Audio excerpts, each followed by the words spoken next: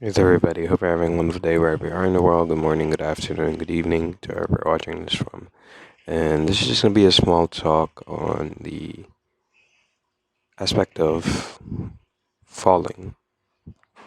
So, at times, in retrospect, we do all fall uh, or catch ourselves falling into many things, vices, sins, um, brokenness, and heartache, regret, and all of those aspects that genuinely brings us into a state of thinking or deep thinking and dwelling, whether that be from a productive standpoint or from a self-pity standpoint. And it's completely normal to indulge in such phases because it's only within our human nature, I believe, speaking from personal experience, that we tend to dwell and focus as well as fixate on the things that have happened, which normally had a negative impact on us. And that is completely fine. That is something that we should not, resent ourselves for. That is something we should not, beat ourselves up over or, condemn ourselves for, because it's within our minds. I find myself doing that quite a lot. I wish I could, stop it sometimes because it gets quite annoying and it gets irritating sometimes to do it constantly over and over again. When stuff happens, you just indulge in this cycle where you're just dwelling upon the past, trying to figure out what you could have done better. Could things have turned out a different way if you didn't make this specific decision? Maybe you'd be in a better place right now, and so on and so forth. So that is where the aspect of regret comes in.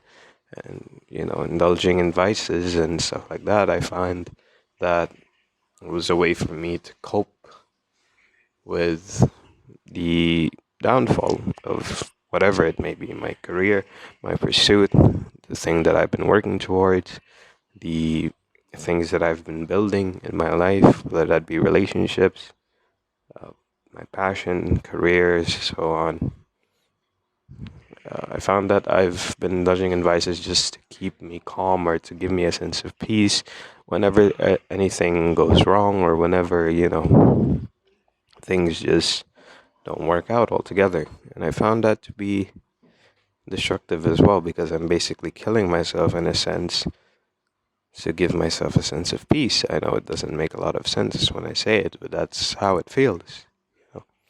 And then, yeah, it's just this constant loop of destructive thoughts and habits that will get you nowhere. But in spite of that, I found a sense of light or clarity when going through those phases. And it just dawned upon me now, quite coincidentally, uh, when I just took a nap and, got all of the negativity out of my system and all of that, and then just woke up with a fresh mind and clear mind. It dawned upon me that perhaps everything fell apart, everything failed, everything crumbled and, toppled down miserably was because I might have been doing it for the wrong reasons. I might have been building something for the wrong reasons. It might have grown for the wrong reasons. It might have become something for the wrong reasons. And so that's why instead of it growing further, it fell apart for me to, in a sense, start over and find that new perspective or that new sense of clarity before doing so. And this is why I believe a lot of people, uh, me included, go by the saying, don't forget your why. Why you started this specific pursuit, why you started doing this specific passion, this specific endeavor, this specific career path, this specific lifestyle and exercises and choices. Why do we do it? For what reason? and for what purpose. That is what we tend to forget, or at least I tend to forget most of the time when I'm caught up in a series of trials and tribulations that force me to reflect on my purpose, why I'm doing so and so.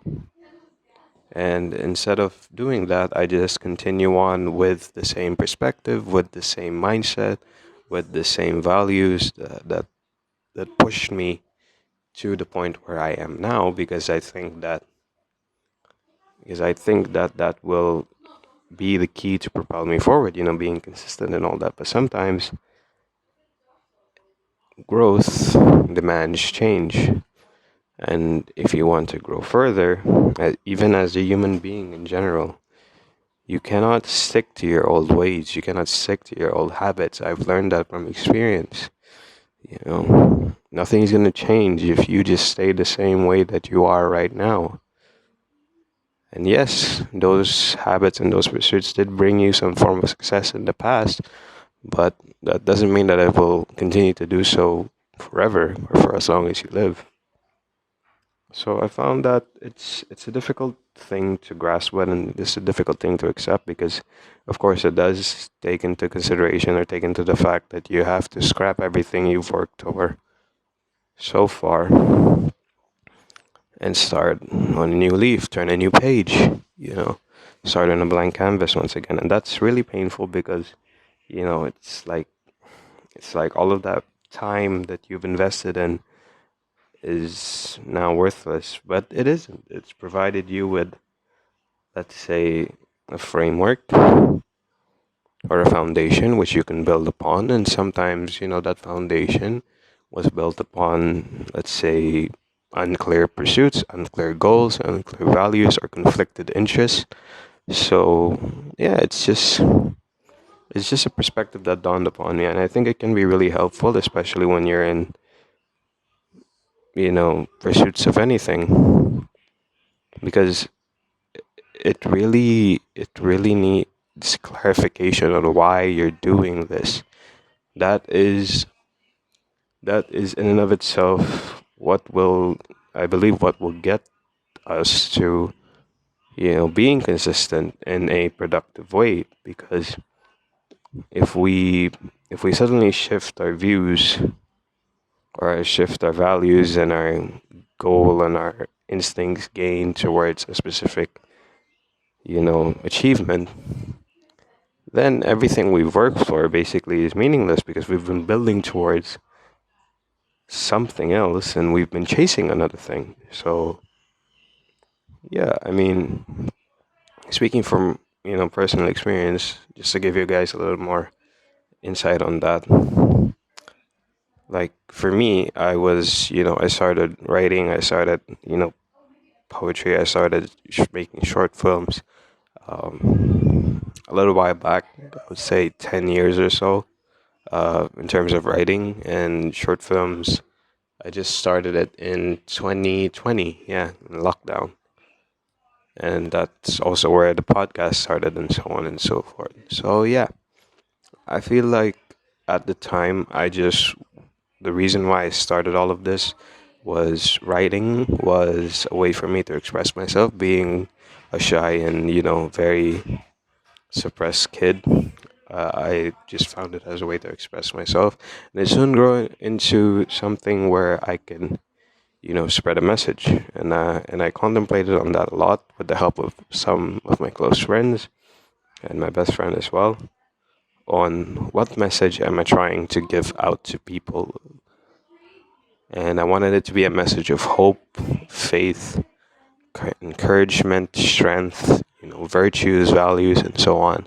Because I feel like I was lacking in that myself, and the content that I was necessarily, consuming wasn't really helping with all of that. In fact, it was making me even more insecure. So I wanted to flip the switch on that and, provide a positive aspect. And I wanted it to be something that I can look back on my life and, be proud of, that this is what I've worked towards my life and this is what I will be remembered for, whether I become extremely famous or not, be it, on platform with you guys watching, or just amongst my friends and family and the people that I encounter.